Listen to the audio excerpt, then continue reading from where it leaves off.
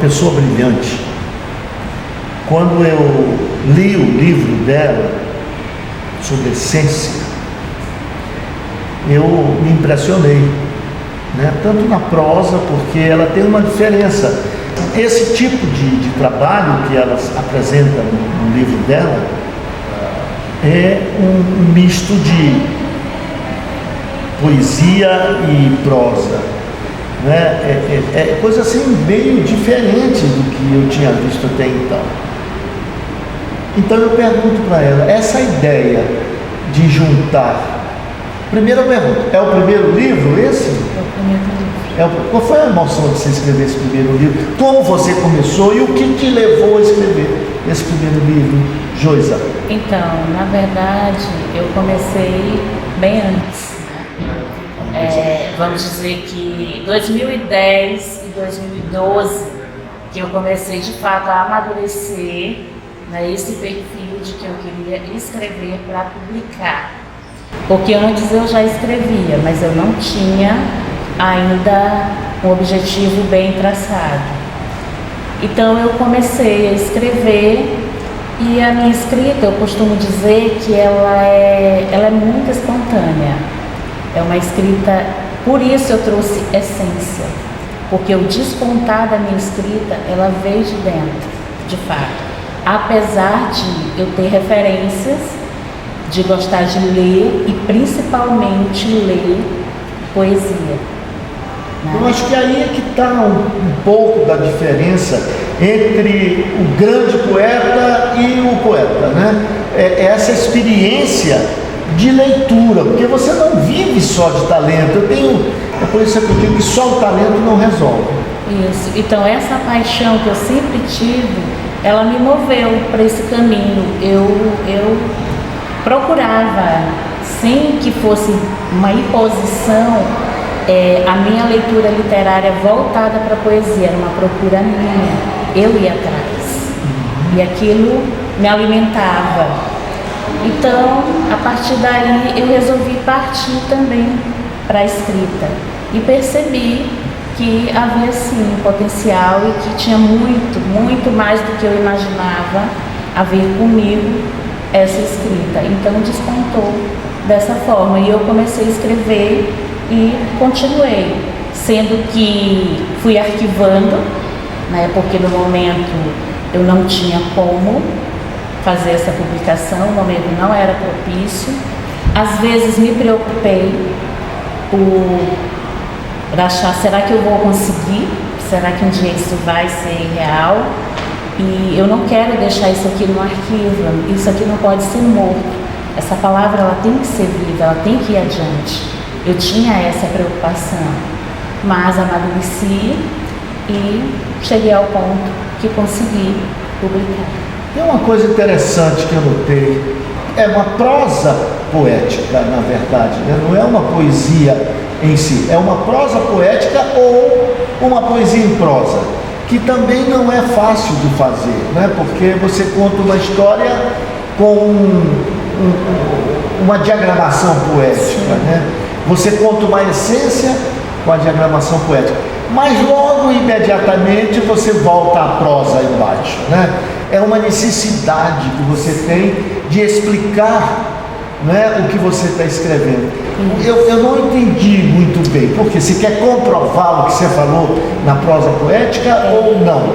Olha só, digamos que eu como leitora, tenho preocupação com o leitor. Sim. Então, para além do que estava ali, do que vai ser apreciado como literatura, né, que é o prazer de ler, eu me preocupei em chegar a algo mais para o meu leitor, que ele pudesse compreender um pouquinho mais. Não quero tirar o brilho da poesia, porque é fantástico, a gente não pode fazer isso. Porém, eu quis auxiliar o leitor a ir um pouquinho além, a perceber o algo mais que tem ali. Eu tenho lido muito de grandes autores mundiais que a poesia não se pode explicar. A essência da poesia não se pode explicar. Mas de repente você tem um truque. Você usou de um truque para fazer isso, né? Isso. Primeiro, construir a poesia em prosa e segundo, adaptar uma própria prosa ao que você liricamente disse em cima. Isso foi um truque, na verdade, né? E quando eu fiz, eu arrisquei mesmo, porque eu já tinha essa visão dos grandes, né? Sim. Que tem essa questão de que a poesia ela não pode ser debulhada, Isso. ela não pode ser entregue no sentido que cada um tem que ler e sentir e compreender. Mas eu arrisquei, porque eu me coloquei no lugar do leitor, que algumas vezes eu senti essa necessidade quando eu lia. Então eu disse, eu vou arriscar. Foi de mim mesma, eu não tinha visto ainda em nenhum outro trabalho. Não tem. E eu arrisquei e fui lá e eu tenho recebido, né, feedbacks de que as pessoas estão gostando disso. Nossa, Josi, isso aqui foi muito importante para a minha leitura. Quando a gente lê alguma coisa poética, você é levado a fazer uma viagem íntima, essencial, né? Primordial, né? Eu falei, puxa, será que ela vai me privar de fazer essa viagem? Aí eu li, de repente eu vou na prosa e constato que a prosa não interfere na essência da poesia. E isso é brilhante. Eu não tinha visto, em meus mais de 20 anos de trabalho com literatura, eu não tinha visto a prosa tentando explicar a lírica, mas sem influenciar na essência. Foi muito natural, eu construindo, ele lendo, me colocando, como eu disse, no lugar do leitor, e disse, não, eu tenho que colocar algo mais aqui, uma reflexão, e pensei, eu não quero tirar o brilho do poema, eu não posso cometer esse crime de entregar um poema com todas as entrelinhas ali, eu não posso, mas eu quero colaborar para dar uma ampliada, né, e fazer uma conexão sutil, mas que a pessoa consiga perceber um pouquinho mais. Extraordinário. Esse livro eu vou levar para Curitiba e na primeira reunião que eu tiver lá na Feira do Poeta, eu vou falar sobre esse novo, né, Os Espinas, que eu não falei ainda, né, da excelente Maura Martins Frazão, e vou levar também esse novo gênero, né, da poética lírica prosaica, né? Mas você tem que me dizer se você ama mais a prosa ou a poesia. Eu não consigo dimensionar, eu acho que uma e outra elas estão casadas para mim. Você pensou um dia fazer só poesia? Um livro só de poesia? Eu tenho um projeto só poesia. Não esse agora, Sim. já um próximo. Tá. Essa participação sua nas redes sociais, no Instagram e no Face, tem me deixado bastante surpreso também pela quantidade de produção. Eu estava falando ainda há pouco com a nossa querida Maura, e ela também tem uma super produção, né? Se você abre uma gaveta, tem poesia, né? Vai no quadro negro, tem poesia, né? Vai na chave do carro, tem poesia, né? Então, vai fazer uma comida, tem poesia. Vai dar um banho no filho, tem poesia. O que você acha que você foi influenciada por quê? Para produzir tanto e com tanta qualidade? Então, eu acho assim, que a partir do momento que eu libertei o meu poder de contemplação, as coisas mudaram.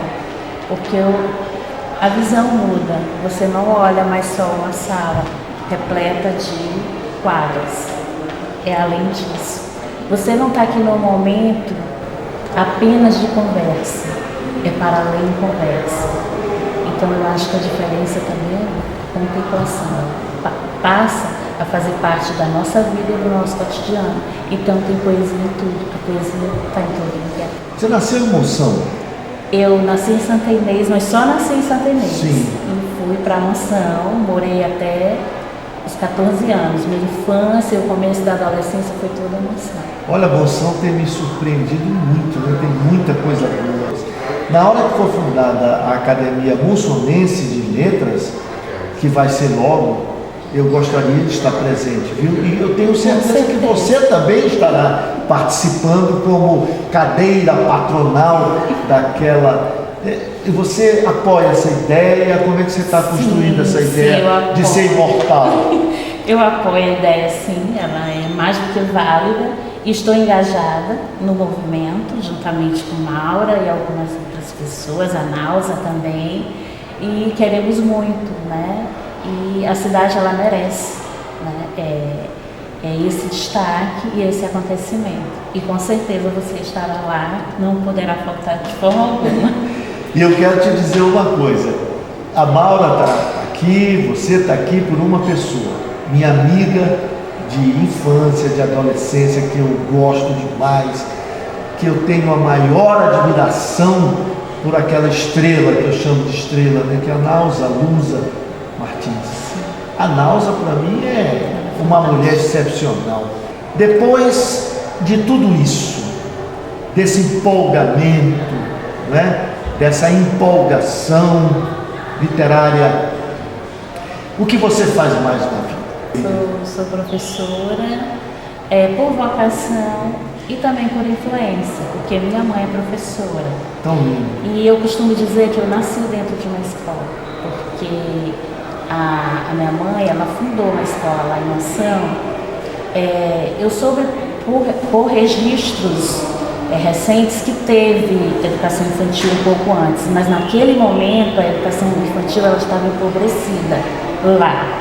E o que ela fez? Ela tinha já, nós somos 4 irmãs, estávamos todas pequenas, em idade de começar os primeiros estudos e não tinha um lugar para poder nos abrigar. E ela resolveu fundar uma escola de educação infantil, naquela época era jardim de infância.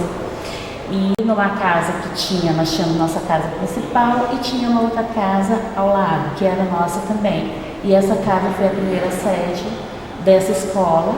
Foi uma escola estruturada com muito cuidado. Ela pediu ajuda de uma freira italiana, trouxe um aspecto construtivista, né, para aquele lugar, um pouquinho de Montessori também, então mesclou.